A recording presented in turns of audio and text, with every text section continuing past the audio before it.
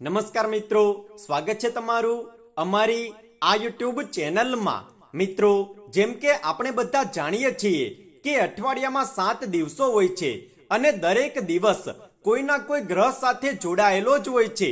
એટલા માટે જ ગ્રહની સ્થિતિમાં બદલાવની અસર આપણા રોજબરોજના જીવન પર પડે છે અને માનવામાં આવે છે કે સપ્તાહમાં એક દિવસ એવો જરૂર હોય છે જે આપણા ગ્રહ સાથે જોડાયેલો જ હોય છે અને તે દિવસ કે વારના જે પણ અધિપતિ કે સ્વામી હોય છે તેની દ્રષ્ટિ આપણા પર હંમેશા પડે છે, જેની સારી કે ખરાબ અસર આપણા જીવનના દરેક ક્ષેત્ર પર પડે છે।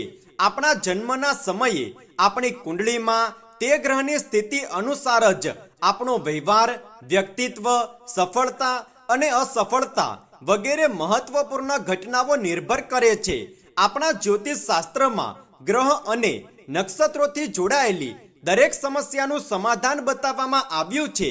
આપણી કુંડળીમાં જો કોઈ પણ ગ્રહની કુદ્રષ્ટિ હોય તો તેના દુષ્પ્રભાવથી બચવા માટે જ્યોતિષ શાસ્ત્રમાં કારગર ઉપાયો પણ બતાવવામાં આવ્યા છે। આપણે એ ગ્રહથી સંબંધિત દિવસ કે વારને જ્યોતિષ શાસ્ત્રમાં બતાવવામાં આવેલા કેટલાક નિર્ધારિત કાર્યો કરીને તે ગ્રહના દુષ્પ્રભાવને ઓછા કરી શકીએ છીએ। મિત્રો, આજે અમે વાત કરીશું સપ્તાહનો 5મો દિવસ એટલે કે શુક્રવારની। શુક્રવારના સ્વામી શુક્ર ગ્રહ છે, જેને પ્રેમ, વિવાહ, આનંદ અને સુખ સમૃદ્ધિનો પ્રતીક ગ્રહ માનવામાં આવે છે। શુક્ર સૂર્ય મંડળમાં સૂર્ય પછી આવનારું બીજો ગ્રહ છે। જ્યોતિષ શાસ્ત્રમાં શુક્ર ગ્રહને શુભ અને પવિત્ર માનવામાં આવે છે। શુક્રવાર યમરાજ અને માતા લક્ષ્મીજીને પણ સમર્પિત છે, એટલા માટે શુક્રવારનો દિવસ મા લક્ષ્મીને પ્રસન્ન કરવા માટેનો દિવસ માનવામાં આવે છે અને જો માતા લક્ષ્મીજીની આપણા પર કૃપા થઈ જાય તો આપણું જીવન સુખ સમૃદ્ધિથી ભરાઈ જાય છે। અને સાથે જ શુક્રવારના દિવસે તિરુપતિ બાલાજીની પણ પૂજા કરવામાં આવે છે। એવું માનવામાં આવે છે કે શુક્રવારના દિવસે તિરુપતિ બાલાજીની પૂજા કરવાથી વ્યક્તિને ધન ધાન્ય, સુખ સમૃદ્ધિ અને વ્યાપારમાં વૃદ્ધિ મળે છે। એટલા માટે તમે પણ શુક્રવારના દિવસે તિરુપતિ બાલાજીની પૂજા અવશ્ય કરો। તો ચાલો મિત્રો, આજે આપણે જાણીએ કે શુક્રવારના દિવસે માતા લક્ષ્મીજીને પ્રસન્ન કરવા માટે કયા ઉપાયો છે અને મા લક્ષ્મીની કૃપાથી આપણા જીવનમાં કયા પરિવર્તનો આવે છે। સાથે જ અમે શુક્ર ગ્રહના આપણા જીવન પર પ્રભાવ વિશે પણ જણાવીશું અને કેટલીક એવી વાતો પણ અમે તમને બતાવીશું જે તમારે શુક્રવારના દિવસે ભૂલથી પણ ન કરવી જોઈએ। સાથે જ શુક્રવારના દિવસે કઈ વસ્તુ ખાવી જોઈએ અને કઈ વસ્તુ ન ખાવી જોઈએ તેના વિષય પર પણ વાત કરીશું। પરંતુ તેની પહેલા જો તમે અમારી ચેનલ પર નવા છો અને તમે હજુ સુધી અમારી ચેનલને સબસ્ક્રાઇબ નથી કરી તો ચેનલને સબસ્ક્રાઇબ જરૂર કરો, જેથી તમે આવી જ આધ્યાત્મિક જાણકારીના વિડીયો સૌથી પહેલા જોઈ શકો। તો મિત્રો, સૌથી પહેલા તો એ વાતનું ધ્યાન રાખો કે તમે જ્યારે પણ માતા લક્ષ્મીની આરાધના કરો તો સાથે સાથે ભગવાન વિષ્ણુજીની પણ મનમાં ને મનમાં આરાધના જરૂર કરો। ત્યારે જ માતા લક્ષ્મી તમારી પૂજાને સ્વીકારશે અને પોતાના આશીર્વાદ પ્રદાન કરશે। બીજી વાત, માતાના દરેક રૂપને લાલ રંગથી વિશેષ લગાવ હોય છે, એટલા માટે મા લક્ષ્મીને પ્રસન્ન કરવા માટે શુક્રવારના દિવસે મા લક્ષ્મીના મંદિરમાં જઈને માતાને લાલ રંગના વસ્ત્રો, લાલ ફૂલ, લાલ ચુંદડી, મહેંદી વગેરે અર્પણ કરો। આ દિવસે કોઈ સુહાગન સ્ત્રીને સુહાગની વસ્તુઓ આપવી જોઈએ અને કન્યાઓને ભોજન કરાવવું જોઈએ, જેથી તમને માતા લક્ષ્મીના આશીર્વાદ પ્રાપ્ત થશે। ત્રીજી વાત, શુક્રવારના દિવસે મા લક્ષ્મીજીનું વ્રત કરવાની પણ માન્યતા છે, જેને વૈભવલક્ષ્મી વ્રત કહેવામાં આવે છે। સાથે જ શુક્રવારના દિવસે મા સંતોષીનું પણ વ્રત કરવામાં આવે છે। તમારી કોઈ પણ મનોકામનાની પૂર્તિ માટે 11 કે 21 શુક્રવાર સુધી વૈભવલક્ષ્મી વ્રત કરો। આનાથી તમારી કોઈ પણ મનોકામના માતા લક્ષ્મીજી અવશ્ય પૂર્ણ કરશે।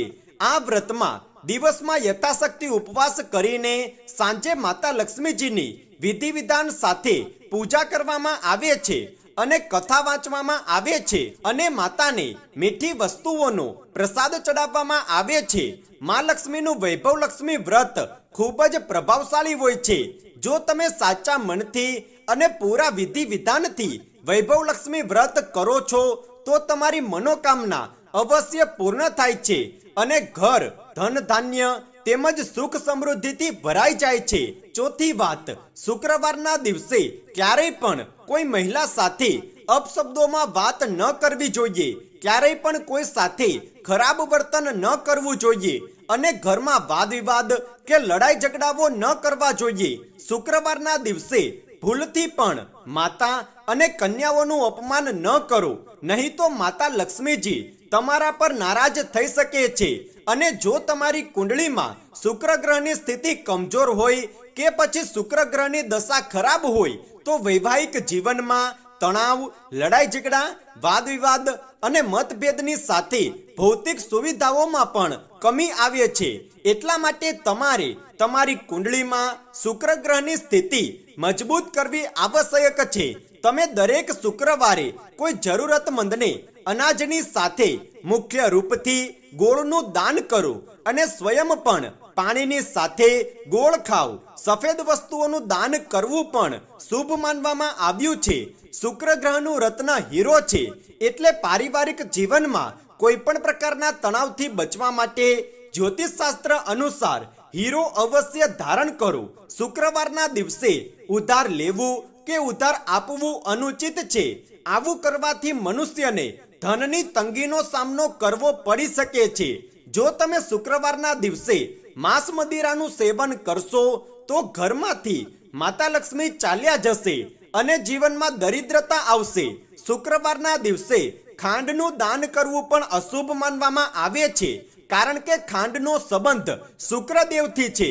એટલા માટે શુક્રવારના દિવસે ખાંડનું દાન કરવાથી વ્યક્તિનો શુક્ર ગ્રહ કમજોર પડી શકે છે અને તેના જીવનમાં ભૌતિક સુખોની કમી આવી શકે છે. મિત્રો, માતા લક્ષ્મીજીની કૃપા પ્રાપ્ત કરવા અને કુંડળીમાં શુક્ર ગ્રહની સ્થિતિ મજબૂત કરવાના આ બધા ઉપાયોને તમે જરૂર કરો. આનાથી તમારા પર માતા લક્ષ્મીજીની કૃપા અવશ્ય થશે અને જીવનમાં સુખ સમૃદ્ધિ આવશે. તો ઉમ્મીદ છે કે તમને અમારા દ્વારા આપવામાં આવેલી આ જાણકારી અવશ્ય પસંદ આવી હશે.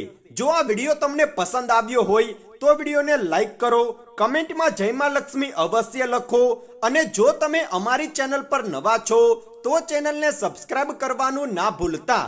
ધન્યવાદ.